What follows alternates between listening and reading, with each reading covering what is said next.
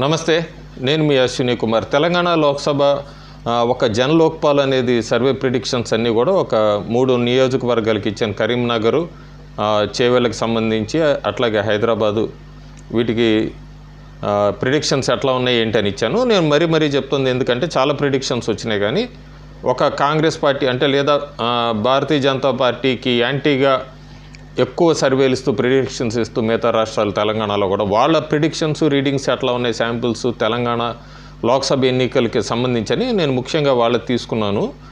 So ఈరోజు ఒక 4 నియోజకవర్గాలు వాళ్ళు ఇచ్చిన ప్రిడిక్షన్స్ ఎట్లా ఉన్నాయని చెప్తాను. ఆ 4 నియోజకవర్గాల్లో గత 2019 ఇవన్నీ చెప్పకుండా ఫైనల్గా వాళ్ళ ప్రిడిక్షన్స్ ఎట్లా ఉన్నాయి, వాళ్ళ సర్వే రిపోర్ట్స్ ఎట్లా ఉన్నాయని చెప్తాను. నేను మళ్ళీ వీక్షకులకు ఒకసారి గుర్తు చేద్దాం అనుకుంటున్నాను. ఆంధ్రప్రదేశ్ది సర్వే ఇంకా నడుస్తుంది, క్లారిటీ లేదు. క్లారిటీ ఎందుకు లేదంటే దాదాపు చాలా చోట్ల కూటమి నుంచి రెబల్స్ ఉన్నారు, అట్లాగే జనసేన చాలా చోట్ల రాజీనామా చేస్తున్నారు, కాంగ్రెస్ పార్టీ కొన్ని చోట్ల అభ్యర్థుల్ని ప్రకటించాల్సి ఉంది. ఇవన్నీ కూడా మార్పులు ఖచ్చితంగా కనబడతాయి. ఎంతసేపటికి పార్టీ అనే కాకుండా క్యాండిడేట్ ఎవరి నుంచి ఉంటారు అనే దాని మీద కూడా సర్వే ప్రిడిక్షన్ ఖచ్చితంగా చేంజ్ అవుతుంది. ఆ రిఫ్లెక్ట్ కనబడుతుంది అక్కడ. ఇప్పుడు నరసాపురం నియోజకవర్గంకి వచ్చినప్పుడు కూడా లోక్సభ రఘురామకృష్ణరాజు పోటీ చేస్తారా, శ్రీనివాస్ వర్మ ఉంటారు, ఇవన్నీ ఊగిసలాట్లాడినాయి కొన్ని రోజుల వరకు. అట్లా ఎవరు ఫైనల్ అభ్యర్థి, వాళ్ళ ముగ్గురు మధ్య ట్రయాంగిల్ ఫైట్ ఎట్లా ఉంది, ఓట్లు స్ప్లిట్ ఎలా ఎవరు చేస్తారు, ఏ కమ్యూనిటీ ఎటువైపు బెండ్ అవుతుంది అనే దాని మీద కూడా సర్వే ప్రిడిక్షన్స్ ఉంటాయి. అయితే ఇప్పటిదాకా వస్తుందంతా కూడా దాదాపు ఒక 20-30 ప్రిడిక్షన్స్ అయితే వచ్చినాయి ఆంధ్రప్రదేశ్కి సంబంధించి. నాదైతే ఎక్కడా కూడా ఇంకా కీన్ కాంటెస్ట్ అని చెప్పాను. నేనైతే నా ప్రిడిక్షన్ మీదే స్టిక్ అయి ఉంటాను. ఎవరెట్లా ఇచ్చారన్నది ఇది నా ఓన్ ప్రిడిక్షన్కి నేను ఈరోజు కూడా ఫిక్స్ అయి ఉంటాను. నేను ఇచ్చిన లాస్ట్ ప్రిడిక్షన్లో అయితే కనుక వైఎస్ఆర్సీపీకి 94, ఏలియన్స్కి 81 అని ఇచ్చాను ముందు ఐటెంలో. ఇంకా క్లారిటీగా రావాలంటే కనుక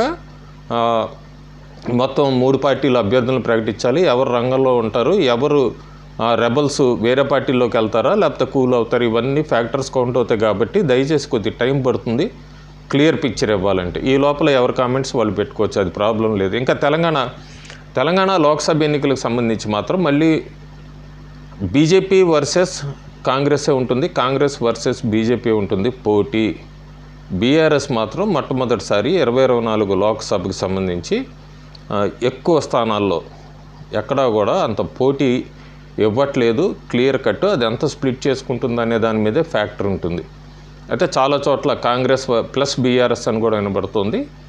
అదేమన్నా రేపు పొద్దున బీజేపీకి గెలుపుకి ఏమన్నా మార్పులు ఉంటేమో వేచి చూడాలి మనం. ఉదాహరణకి ఇప్పుడు ఓల్డ్ సిటీ ఎంఐఎం అయితే కాంగ్రెస్ ఎంఐఎం కలిసినట్టుగానే క్లియర్ కనబడుతుంది. అట్లాగే ఇంకొన్ని నియోజకవర్గాల్లో కూడా ఎంఐఎం లోపయ్య గారి కాంగ్రెస్కి మద్దతు ఇస్తుందా, బీఆర్ఎస్ కూడా కాంగ్రెస్కి మద్దతు ఇస్తుందా లోపయ్య గారికి, ఇవన్నీ కూడా కొద్దిగా స్టడీ చేయాల్సి ఉంటుంది.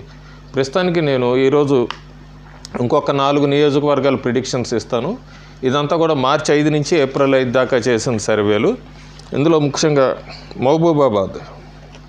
మహబూబాబాద్ లోక్సభ ఎన్నికలు ఇప్పటికిప్పుడు జరిగితే ఓట్ షేర్స్ అట్లా ఉన్నాయి.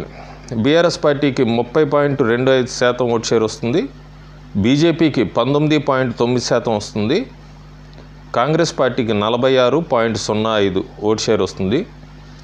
మార్చి 5 నుంచి ఏప్రిల్ 5 జన్ లోక్పాల్ సర్వే దాని ప్రిడిక్షన్స్ ప్రకారం మహబూబాబాద్ లోక్సభ కాంగ్రెస్ గెలుచుకోబోతోంది. నాగర్ కర్నూలు లోక్సభ అయితే మాత్రం ఈసారి ట్రయాంగిల్ ఫైట్ ఉంటుంది నాకు తెలిసి.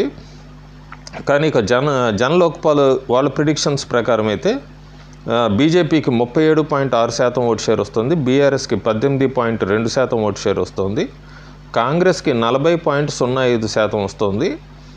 నాగర్ కర్నూల్ని కాంగ్రెస్ గెలుచుకునే అవకాశం ఉందని జన్ లోక్పాల్ సర్వే ప్రిడిక్షన్స్ చెప్తోంది. ఇక్కడ ఆర్ఎస్ ప్రవీణ్ కుమార్ రంగంలో ఉన్నారు బీఆర్ఎస్ తరఫున, అలాగే భరత్ ఉన్నారు బీజేపీ తరఫున, మల్లు రవి కాంగ్రెస్ తరఫున ఉంది. ఇది చాలా కీన్ కాంటెస్ట్ ఉంటుంది రాబోయే రోజుల్లో. ప్రస్తుతానికైతే నాగర్ కర్నూలు లోక్సభ కాంగ్రెస్ గెలుచుకునే అవకాశం ఎక్కువ ఉందని జన్ లోక్పాల్ చెప్తోంది. ఖమ్మం పెద్ద ప్రిడిక్షన్స్ అక్కర్లేదు. ఖమ్మం ఖచ్చితంగా కాంగ్రెస్ పార్టీ తెలంగాణలో గెలుచుకునే నియోజకవర్గం ఖమ్మం అని చెప్పొచ్చు. ఖమ్మం కాంగ్రెస్ కంచుకోట. ఖమ్మంలో ఓట్ షేర్స్ అట్లా ఉన్నాయి. బీఆర్ఎస్కి 33.05, బీజేపీకి 2.8%, కాంగ్రెస్ పార్టీకి 54.23%. ఖమ్మం లోక్సభ నియోజకవర్గం కాంగ్రెస్ పార్టీ గెలుచుకుంటుంది కూడా అది. ఇంకా అందరూ కొద్ది కీన్ కాంటెస్ట్గా చూస్తుంది భువనగిరి నియోజకవర్గం. భువనగిరి నియోజకవర్గం అయితే చాలా కీన్ కాంటెస్ట్గా ఉంది, నెక్ టు నెక్ ఉంది. కాంగ్రెస్ పార్టీ ఎట్లాగైనా గెలుచుకోవాలని చెప్పి ఎత్తుగడలు వేస్తుంది. కోమటిరెడ్డి బ్రదర్స్ పూర్తిగా భువనగిరి మీద ఫోకస్ పెట్టారు. ముఖ్యమంత్రి రేవంత్ రెడ్డి కూడా రాజగోపాల్ రెడ్డి ఇంటికి, వెంకటరామరెడ్డి ఇంటికి ఈరోజు వెళ్ళబోతున్నారు. కోమటిరెడ్డి బ్రదర్స్ని కలవబోతున్నారు. అక్కడ ఎత్తుపై ఎత్తేస్తున్నారు. అయితే జన్ లోక్పాల్ సర్వే ప్రకారం అయితే కాంగ్రెస్ పార్టీకి 33.05%, బీఆర్ఎస్కి 26.12% ఓటు షేరు, బీజేపీకి 34.9% ఓటు షేర్ ఇస్తుంది. మార్చి 5 నుంచి ఏప్రిల్ 5 దాకా జరిగిన సర్వే ప్రకారం అయితే బీజేపీ 2% ఆధిక్యతతో ఉంది ఓటు షేరు. భువనగిరి లోక్సభ నియోజకవర్గం బీజేపీ గెలుచుకుంటుంది అని చెప్తుంది జన్ లోక్పాల్. నల్గొండలో కూడా చాలా మార్పులు వచ్చినాయి. బీఆర్ఎస్ తరఫున వచ్చి బీజేపీ తరఫున ఎంపీ పోటీ చేస్తున్నారు. అయినా కూడా నల్గొండ కూడా కాంగ్రెస్కి కంచుకోట అని చెప్పచ్చు. నల్గొండ ఇప్పటికిప్పుడు లోక్సభ ఎన్నికలు జరిగితే కనుక ఓట్ షేర్ అలా ఉండబోతుంది. బీఆర్ఎస్కి 28.85%, బీజేపీకి 10.56%, కాంగ్రెస్కి ఇక్కడ కూడా 50% ఓట్ షేర్ దాటుతుంది, 53.2% ఓట్ షేర్. సో నల్గొండ కూడా ఖచ్చితంగా కాంగ్రెస్ పాకెట్లోకి వెళ్తుంది. ఈ పెద్ద మార్పులు ఉండకపోవచ్చు ఎవరు సర్వే చేసినా కూడా. నల్గొండ, ఖమ్మం లాంటి నియోజకవర్గాలు కాంగ్రెస్ గెలుచుకునే లోక్సభ స్థానాలు ఈసారి 2024లో. భువనగిరి మాత్రం కొద్ది కీన్ కాంటెస్ట్ కనబడుతుంది. నాగర్ కర్నూలు నాకు తెలిసి ట్రయాంగిల్ ఫైట్లోకి వెళ్తుంది రాబోయే రోజుల్లో. ఎవరు ఎడ్జ్ ఉంటుందనేది మనం చూడాలి. మల్లు రవి అభ్యర్థిత్వం మీద కూడా అక్కడ కొద్దిగా కాంగ్రెస్లో యాంటీ కనబడుతోంది. అట్లాగే ఆర్ఎస్ ప్రవీణ్ కుమార్, భరత్ మనం చూడాలి రేస్ ఎలా ఉండబోతోంది అన్నది. సో టోటల్గా ఈరోజు 4 నియోజకవర్గాలు చెప్పాను. నెక్స్ట్ ఐటెంలో మిగిలిన నియోజకవర్గాలు సికింద్రాబాదు, నిజామాబాదు. సికింద్రాబాద్లో కిషన్ రెడ్డి వెనకపడ్డారా అందరూ బయట చెప్తున్నట్టుగా. నిజామాబాద్లో అరవింద్కి ఎంత మెజారిటీ రాబోతుంది. సో నా నెక్స్ట్ ఐటెం వాటి మీద వస్తాను. Thank you.